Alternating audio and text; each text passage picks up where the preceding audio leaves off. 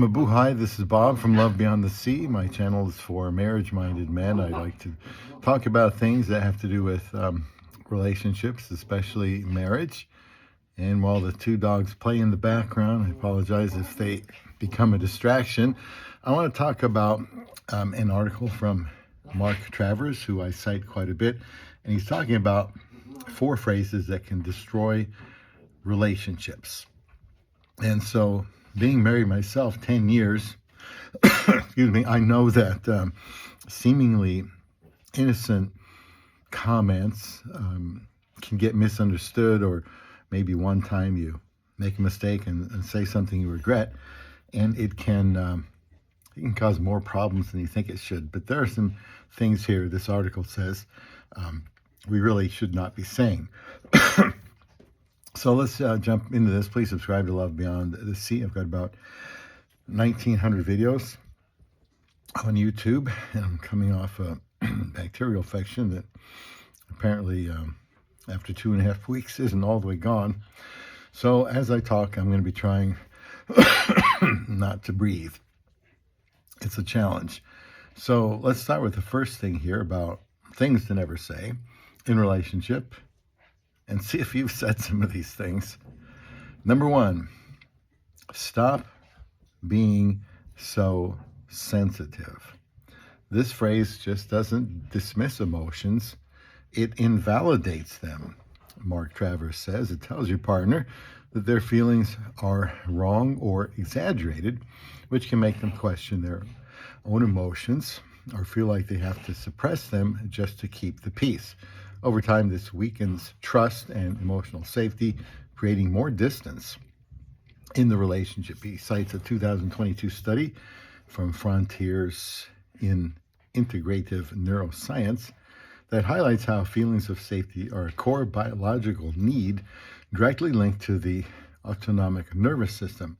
When someone experiences emotional dismissal, their nervous system can register as it is a form of threat, triggering defensive reactions like shutting down or withdrawing.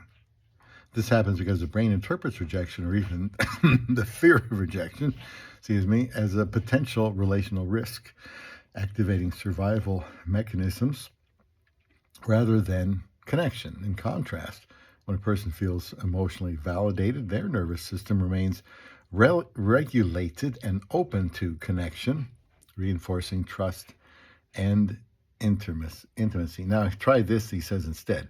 I can see this really matters to you. Can you help me understand why? I didn't realize this affected you that way. I want to hear more. Love isn't always about agreeing, he says. It's about making sure your partner knows their feelings matter. The moment someone feels like their emotions aren't safely received, they stop sharing them. And once real conversations stop, so does connection. So try to understand what they're saying, and hopefully they feel comfortable enough to tell you. Some people are just uncomfortable with the potential conflict.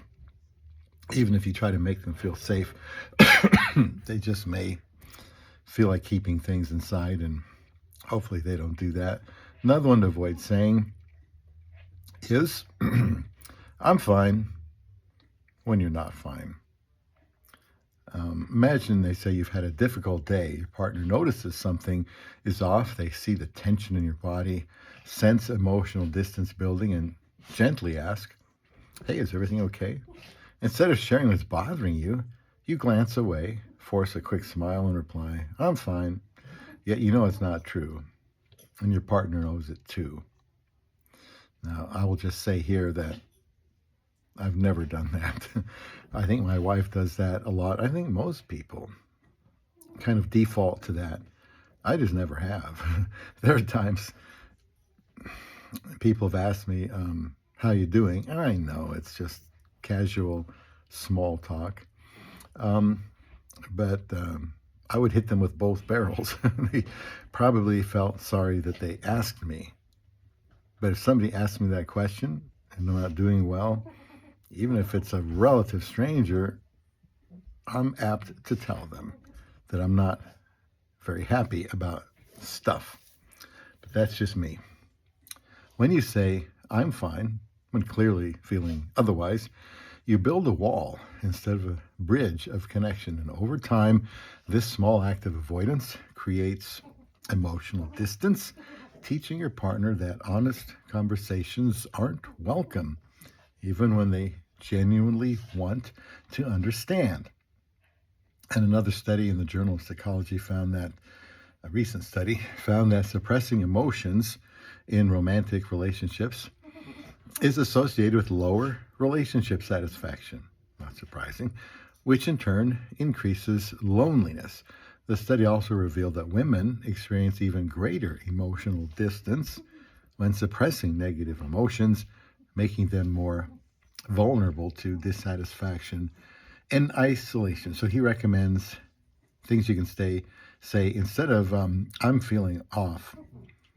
You can say this: I'm feeling off, but I need a little time to process it. Instead of saying nothing's wrong, I'm okay, be honest, and say I'm feeling off, but I need a little time to process it. Like saying, well, yeah, I'm not very happy about something, but I want to get it right if I'm going to talk to you about it. Another good thing to say, yeah, something's on my mind, but I don't know how to talk about it yet. It's really saying the same thing. Honest communication builds connection. Suppression breeds distance, he says. Even small steps toward openness keep the door to intimacy from closing. Another one, before we run out of time, do whatever you want. I don't care. Or do whatever you want. I don't care. I mean, you could say it casually or sound like a threat, I suppose. Imagine you're in the heat of an argument with your partner, frustrated and exhausted. You throw up your hands and say, do whatever you want. I don't care.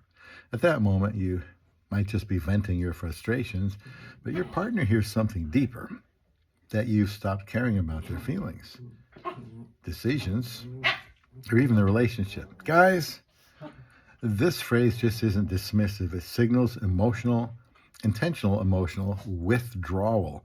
When you say this, you're essentially telling your partner, your choices no longer matter to me, creating lasting insecurity and emotional disconnection. So don't say, do whatever you want. I don't care. And talk about two types of disengagement during conflicts. Active withdrawal. This involves intentionally pulling away emotionally or shutting down communication. Or passive immobility. This refers to feeling emotionally stuck or paralyzed, unable to respond constructively. Things you could say instead: I'm feeling overwhelmed right now. Let's pause and revisit this later. Or I need a moment to clear my head before we continue. And these alternatives express your emotional state clearly without dismissing your partner, opening the door for resolution and understanding. And another one, the fourth one here, is to never say, because it can ruin a relationship, you always or you never. Imagine you're upset because your partner forgot something important to you. Frustrated, you immediately say, you always do this, you never listen to me. In the heat of the moment, these phrases might feel justified, but to your partner, they're heard as unfair generalizations. Rather than addressing the specific situation, you're labeling their entire character negatively, making them feel attacked and defensive. And these absolute statements are damaging because they shift the conversation from resolving the issue at hand to defending against broad accusations. Instead of opening dialogue, they close it, setting the stage for resentment and a repeated cycle of unresolved conflict.